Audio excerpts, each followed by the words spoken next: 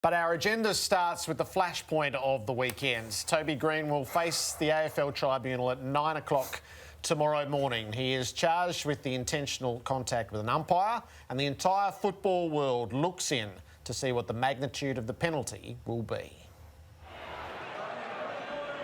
Oh, hell. You simply can't do that. Now, do not do that to an umpire. You cannot make contact with an umpire. He had room to step around the umpire. It's the one thing you know you don't do. You don't approach umpires. This is a no-go zone.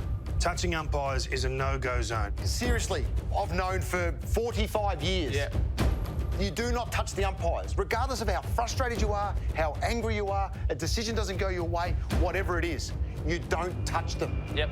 End of story. I don't know what it was. Yeah, it's just in the moment, and I certainly wouldn't even touch him. I think I was just talking to him about something in the game. Clearly, it's a talking point, but all I know is it wouldn't have been intention. Don't walk into the umpire. I mean, you can't defend that. Why would he even put himself in that situation? The only one that can tell us how forceful and how demonstrative that contact was, it's an umpire who's done it for 423 games. He's the only witness we should be listening to right now. The AFL has to come out, though, and make the strongest of statements for every competition underneath them that any touching of umpires is unacceptable. This is unequivocal now. He's made contact with the shoulder to Matt Stevic, and I think he should get multiple weeks. It's a no-go zone, and I don't think it's 1 or 2 weeks. If you bump an umpire with your shoulder, it's 4+. The one thing that you understand as a player is you do not go near umpires if you're aggressive or you've got something to talk to them about. You approach them in the most respectful way. This has been in our code for 100 years. Don't go near the umpires. He touched the umpire. You just don't go there.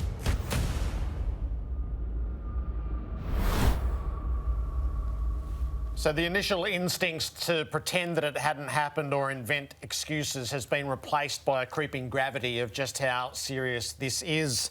An angry and agitated player dismissively and arrogantly walking into an umpire, and it goes to decision tomorrow morning. I don't think it's going to be a tough decision. It's just a matter of how hard they come down on him. I mean, we can't condone any contact with an umpire. We know that. It's a non-negotiable, and we have to... The moment kids first get into the game of football, they have to understand that the umpire's off limits. Respect the person, respect the position, respect the role that they play. And unfortunately, Toby hasn't done that. Whether it's aggressive contact, it doesn't matter. Call it intimidatory. Matt Stevic's standing perfectly still. So there's only one person that has initiated the contact. Whether it's just a light brush, whatever it is, it was unnecessary. And unfortunately, one of the players that we love watching the most week in, week out, we don't get to see week in, week out because he does things like this, and it's really, really disappointing. So there are 4 descriptors: aggressive, forceful, demonstrative and disrespectful. It's at least 3 of those as a starting point for Jeff Gleeson to work with. So by tomorrow morning, the Giants have always resolutely stood with Toby Greene. Yeah. Most of the time they have made the case that he is victimised, he is treated differently to other footballers. By tomorrow morning, they need to have the clarity of thought to ensure that Greene walks into the tribunal and pleads guilty. He fully accepts the consequences of his actions and puts himself at the mercy of 3 former players who are entrusted with it. And he needs to make a full apology to the football world, specifically to the umpiring side of football at every level, but then also to, I feel like he owes it to peers, the administrators of the game and the fans of the game. And anything short of that, if the Giants are going to quibble around the edges and pretend it's this or argue that it's that, they're making a strategic error. Yeah, one point I would like to make, Jared, is that I think the AFL needs to come out and take the pressure off Matt Stevic. He'll give his evidence, as he does on any case. So he shouldn't. But he shouldn't get... I want to make this point. Yep. The system has been reconfigured so that the victim doesn't have to give evidence. Because you can see the evidence anyway. Because Matt Stevic is in the biggest no-win situation of all. Correct. That's why I'm saying the AFL has to come out and take the pressure off him and actually remove him from the equation. Because people are sitting there saying, well, it's going to depend on what Matt Stevic says. It shouldn't depend on that at all. No. I mean, let's... The umpiring fraternity have a tough enough job to start with. All we ever do is criticise decisions.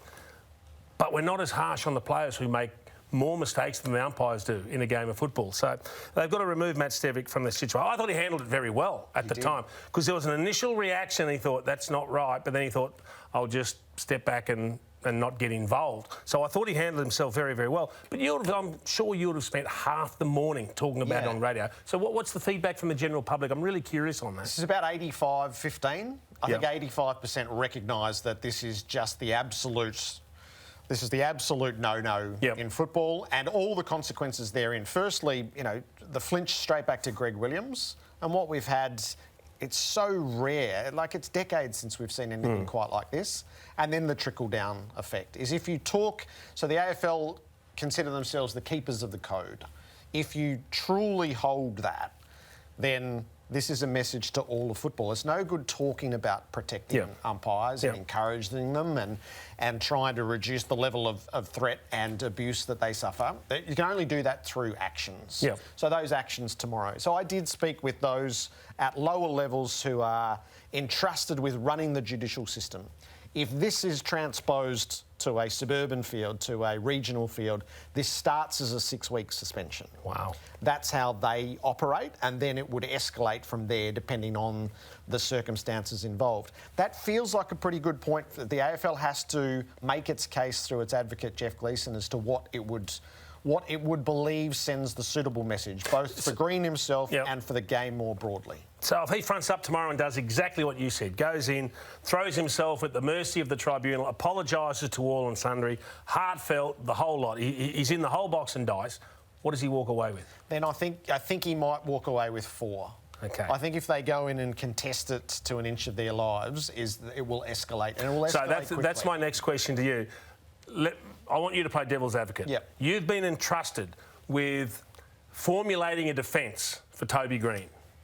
What possible defence are you coming up with to go in there? So I would tell the club that there is no defending this. We shouldn't even try to mitigate it. You can't imagine anything that you could possibly argue. No, and we had the foolishness on Saturday night of those who were claiming optical illusion and pretending that it was accidental. So we've sort of been through that. The curtain's pulled back on that. So to get the suitable message to the whole code, it requires Greene's participation. And if you go in and quibble at the edges and go, no, well, it wasn't this and he didn't mean that, then that's not it, is it? That it's the totality of what this case looks like and what the message in the aftermath looks like. And that's incumbent on the Giants to understand before they go in. They always stand at Greene's shoulder. This is actually the moment to go, do you know what? As an adult on the professional football fields, you are culpable for these actions, and these actions harm the entire game. So let's front up to it. We always defend you. We defend you on karate kicks. We defend you on forearms to the throat. We defend you on everything, clawing to the face. Not this time. Unfortunately, it's become a sad state of affairs because we are forever finding ways to excuse Toby for these little brain fades, these little explosions, but they continue to pop up. And he must just have such a volatile, emotional personality that he just has no control over what he's doing. And it's unfortunate because it means he's missing a lot of football that he should be playing. And it's really going to hurt the Giants. I mean, they now front up to a final next week. Can you see any way they can win without Toby Greene playing a big role? Well, they have, as an undermanned side, they have beaten Geelong already. But it harms them. It harms their week. It harms their morale. I suspect that it played a role in that last quarter on Saturday. Only they will truly know. But there were enough who knew what was going on, and they did stop to a walk. It'd be interesting if you could sit inside the heads of some of his teammates when they see it happen. They go, is it, oh, my God, Toby's done it again, or... oh, what is he doing? We're in trouble now. You'd love to know the feel of that, wouldn't you? It'd give us some real good insight. So on the sliding scale, I think the AFL should be seeking 6 weeks and then it's up to the tribunal from there. OK, so let me just take it a step further. You said if he throws himself at the mercy of the tribunal and does all the right things, 6 weeks. If they fight it and lose and try to justify it, what sort of number are we talking? I think if they go in, they could get 4 as the full package of contrite apology message to the game. I think the AFL will ask for 6, and I think if they're smart Alex about it, it will get to 8. What would, in your mind, so these are sliding scales, we all have a different flinch instinct to it. What's a suitable number for you? it's changed the more I've spoken about it, Jared, because I don't want to see him miss the first month or third of the season next year.